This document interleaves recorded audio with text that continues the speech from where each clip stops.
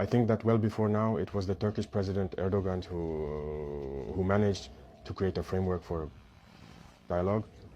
And I believe that the two presidents met at the time. That was only at the beginning of the operation. And all of us, we hoped that it would lead somewhere, that the weapons would fall silent, and that everyone would return to good intentions. But it was the Westerners who came and told the Ukrainian president not to accept. We followed all that, and in the end, what did it lead to? Well, I think all of this is part of manipulation. I think they were manipulated. Otherwise, the Ukrainian and Russian peoples were back in the Soviet Union. They are brothers. How is it that hatred and Russophobia were able to be cultivated within this population? The war did not start in 2022. It started in 2014. This is also a reality that many people perhaps don't know, or that people refuse to acknowledge. It was in 2014 that the war began. And today, people are surprised to see that others might be shifting the blame onto Russia and all that.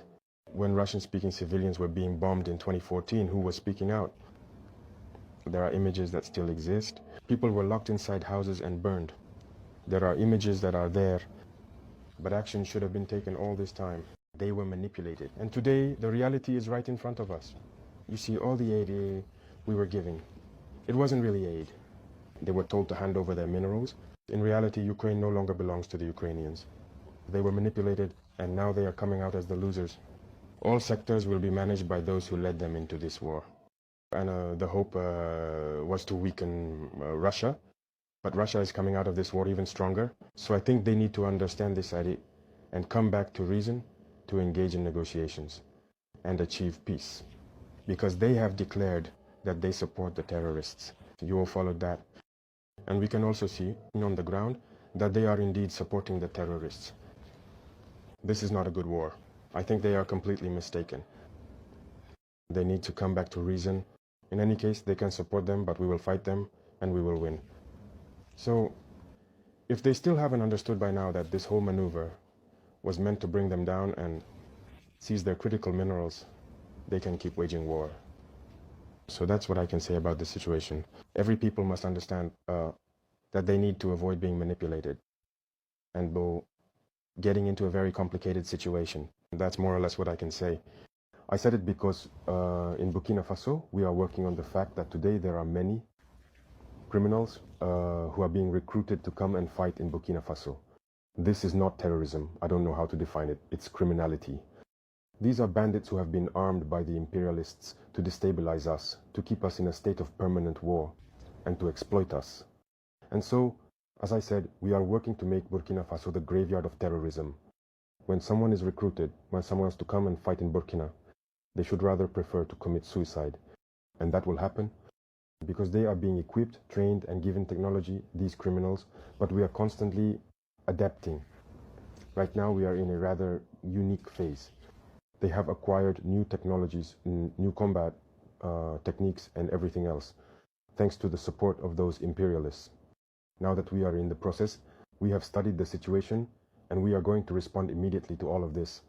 So you will see terrorism will come to an end. I don't want to set a deadline, but terrorism will end, and very soon, as quickly as we possibly can.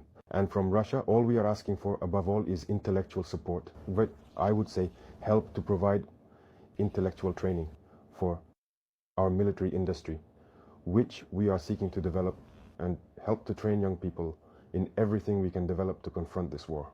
This is the part that interests us the most.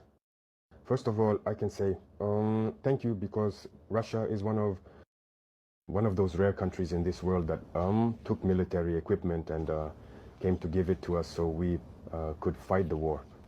So, that's significant. Apart from Russia and China, there isn't anyone. In fact, it's even worse elsewhere. Even if we want to pay, they refuse to sell to us. But now they've understood that we're at war. Russia is also conducting its special operation.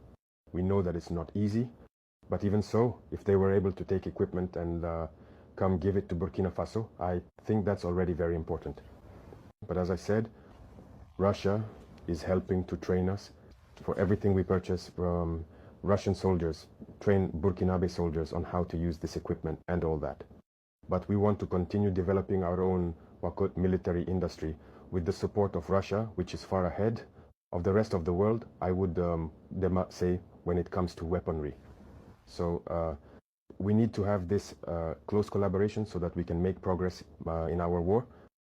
And how do you analyze the influence of the Soviet victory in the Second World War on the process of decolonization in Africa?